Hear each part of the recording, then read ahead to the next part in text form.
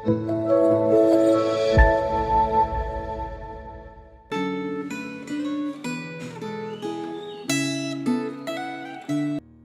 saudara yang dikasihi oleh Tuhan, jumpa kembali ke dalam Refleksi Gema tanggal 6 April 2022. Kita bersyukur, kita berikan kesempatan untuk kembali merenungkan firman Tuhan.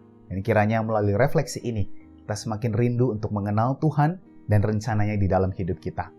Mari sebelum kita merenungkan akan firman Tuhan, kita bersatu di dalam doa. Tuhan, terima kasih untuk hari baru yang Kau sediakan bagi kami. Entah kami saat ini berada di pagi hari, siang hari, maupun malam hari, kami percaya Engkau sangat rindu untuk berjumpa dengan kami secara pribadi. Kiranya di dalam refleksi ini Tuhan, kami berjumpa dengan Engkau di dalam kebenaran-Mu, di dalam kehendak-Mu bagi hidup kami, untuk kami membaca firman Tuhan, merenungkannya, bahkan menggumulinya untuk menjadi bagian di dalam kehidupan kami. Terima kasih Tuhan, dalam nama Yesus kami berdoa. Amin. Saudara, saya punya sebuah cerita. Pada suatu kali ada seorang anak kecil yang hendak pulang sekolah. Ketika ia mau pulang, ia kemudian mendapati ada seorang temannya yang ternyata belum dijemput oleh orang tuanya. Sehingga karena dia adalah teman baiknya, dia kemudian memutuskan untuk menunggu akan teman ini sebelum ia kemudian pulang sendirian. Lalu selang beberapa waktu datanglah orang tua dari temannya ini. Tetapi orang tuanya ini datang dengan muka yang penuh dengan amarah, raut wajah yang membara. Ia bertanya kepada si anak kecil ini, "Kamu kemanakan tas anak saya?" Wah, dia marah-marah besar. Karena ternyata tas dari anaknya itu hilang. Dan ia menuduh bahwa si anak kecil ini yang kemudian menyembunyikannya. Singkat cerita, tas tersebut ditemukan di kolam ikan yang sebetulnya hasil anak ini dikerjai oleh teman-teman lain yang sudah pulang sekolah duluan. Saudara, pernahkah Anda kemudian berbuat baik, tetapi perbuatan baik Anda, balasan yang Anda dapat itu justru sesuatu yang jahat, sesuatu yang mungkin tidak menyenangkan, padahal Anda sudah berbuat baik terhadap dia? Jika pernah, mungkin Anda membayangkan juga apa yang sebetulnya dialami oleh para nabi, bahkan Tuhan Yesus sendiri dan murid-muridnya. Meskipun sudah melakukan banyak mujizat, berbagi berkat kebaikan, namun ketika kebenaran itu disampaikan, mereka tetap mengalami yang namanya penolakan. Mengapa demikian? Itu tanya kita. Kok tega sih Tuhan itu mengizinkan hal-hal seperti itu terjadi? Atau apa yang sebenarnya Tuhan itu mau nyatakan? Dan marilah kita bersama-sama menyimak akan kebenaran firman Tuhan. Di hari ini, Refleksi Gema merenungkan sebuah tema, yaitu bersaksi itu tidak selalu sukses. Dan kita akan membacanya di dalam teks Injil Yohanes 15 ayatnya yang ke-18 sampai 27. Jika saudara memiliki waktu, saudara dapat membaca dengan seutuhnya secara lengkap. Namun pada kesempatan ini saya hanya akan membacakan bagiannya, yaitu Yohanes 15 ayat 18 sampai yang ke-20. Demikian firman Tuhan. "Jikalau dunia membenci kamu, ingatlah bahwa ia telah terlebih dahulu benci aku daripada kamu. Sekiranya kamu dari dunia, tentulah dunia mengasihi kamu sebagai miliknya. Tetapi karena kamu bukan dari dunia, melainkan aku telah memilih kamu dari dunia, sebab itulah dunia membenci kamu. Ingatlah apa yang telah kukatakan kepadamu, seorang hamba tidaklah lebih tinggi daripada tuannya. Jikalau mereka telah menganiaya aku, mereka juga akan menganiaya kamu. Jikalau mereka telah menuruti firman-Ku, mereka juga akan menuruti perkataanmu." Saudara, terkadang rasa takut ditolak itu membuat kita merasa enggan untuk bersaksi.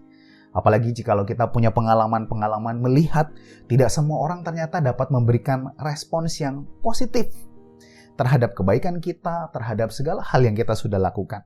Entah mungkin salah mengartikan apa yang kita perbuat, atau ya mungkin sudah terlanjur memiliki sensitivitas terhadap diri kita. Perasaan itu memang tidaklah menyenangkan. Kalau boleh kita memilih main aman aja supaya gak perlu khawatir merasa ditolak. Namun mentalitas yang seperti ini terkadang menjadi hambatan untuk kita benar-benar sadar bahwa kita itu dipanggil sebagai garam dan terang dunia. Di dalam Injil Yohanes, Tuhan Yesus berkata bahwa akulah terang dunia. Di dalam Injil Matius kita melihat perkataan Tuhan Yesus. Di dalam khotbahnya ia mengatakan bahwa kamu adalah terang dunia. Tidak ada orang yang menyalakan pelita lalu meletakkannya di bawah gantang, tetapi di atas kaki dian sehingga menerangi semua orang di dalam rumah itu. Hendaklah terangmu bercahaya di depan orang supaya mereka yang melihat perbuatanmu yang baik, mereka memuliakan Bapamu yang di sorga. Jadi saudara, di dalam kamus Tuhan Yesus tidak ada yang namanya ya udah kita diam-diam saja gitu ya, diam-diam, baik-baik, aman-aman. Itu tidak ada. Jika kita adalah orang pilihan, maka Roh Kudus tinggal di dalam diri kita. Dan Roh Kudus itu adalah pribadi yang hanya akan berkata akan kebenaran dan hanya memimpin kita untuk memperkatakan kebenaran dan membawa orang-orang pada kebenaran. Itulah kesaksian kita. Firman yang kita baca berinteraksi dengan realita kehidupan kita dan kemudian mengubahkan. Itulah transformasi. Itulah pengalaman rohani. Itulah harta rohani yang bisa menjadi kesaksian bagi kita kepada orang-orang yang belum mengenal Tuhan. Tetapi Tuhan Yesus pun juga sadar bahwa di dalam pelayanan bersaksi yang dilakukan oleh murid-muridnya, tidak semuanya langsung berhasil pada saat itu. Matius 10 ayat 7-8 Tuhan berikan perintah. Pergilah, beritakanlah kerajaan sorga sudah dekat. Sembuhkanlah yang sakit, bangkitkanlah yang mati. Tahirkanlah orang yang sakit. Dan kemudian apa yang mereka terima? Tuhan berkata, ya meskipun sudah mereka melakukan hal-hal yang baik itu. Ayat 14 Tuhan Yesus ingatkan. Apabila seseorang tidak menerima kamu, tidak mendengar perkataanmu, keluarlah. Tinggalkan rumah atau kota itu dan kebaskanlah debunya dari kakimu. Artinya ini saudara-saudara, kita sudah bersaksi. Dan jika kesaksian kita kemudian tidak diterima, kita tidak perlu kecewa terhadap diri kita sendiri.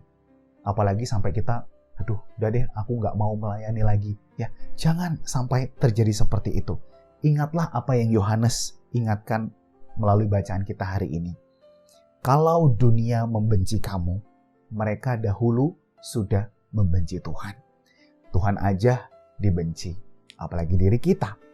Dari sana kita akan sadar bahwa peran yang membuat seseorang itu bisa menerima sebuah kesaksian, peran yang bisa membawa seseorang itu menjadi bertobat, percaya kepada Yesus adalah Roh Kudus. Kalau pintu anugerah belum terbuka baginya, siapapun tidak akan sanggup untuk membuatnya percaya. Tetapi jika pintu anugerah itu telah dibukakan, siapapun pada waktu Tuhan akan dipakai untuk membawanya percaya kepada Yesus Kristus Tuhan. Yohanes 15 ayat 26, perikop ini ditutup dengan kalimat seperti ini. Jikalau penghibur yang kuutus dari Bapa datang, ya artinya jika pintu anugerah itu dibukakan, roh kebenaran yang keluar dari Bapa, ia yang akan bersaksi tentang aku. Tetapi kamu harus bersaksi karena kamu dari semula bersama-sama dengan aku. Lantas bagaimana sikap kita dalam bersaksi kemudian? Saudara, bersaksi terus sampai Tuhan datang. Sambil mengingat bahwa ini bukanlah pekerjaanku. Ini adalah pekerjaan Tuhan. Kalau Tuhan mau pakai saya, tidak ada yang dapat membendungnya. Kalau orang itu belum merespons, mungkin karena Tuhan sedang menabur imannya. Belum kita melihat pertumbuhan dan perubahannya sekarang. Tetapi kita sudah mengambil peran di dalam Tuhan untuk menabur iman dalam diri mereka. Kiranya kita tetap dikuatkan dan terus bersemangat. Jangan kecewa, maju terus, bersaksi terus sampai Tuhan datang. Amin. Kita berdoa. Tuhan, terima kasih Engkau telah menguatkan kami sekali lagi. Kalau kami bisa percaya karena Tuhan telah mengutus orang bersaksi dalam kehidupan kami dan melalui pengalaman kami yang berjumpa dengan Tuhan secara pribadi, kami pun mau menjadikan itu sebuah kesaksian bahwa ada damai sejahtera, ada pengampunan, ada kasih karunia dari Tuhan yang telah menerima kami, mengampuni kami untuk menjadi anak-anak Tuhan dan memulai akan kehidupan yang baru. Terima kasih ya Tuhan, Kiranya kami boleh menjadi bejana yang Tuhan pakai untuk mengabarkan kabar baik, damai sejahtera bagi dunia yang ada di dalam gelap.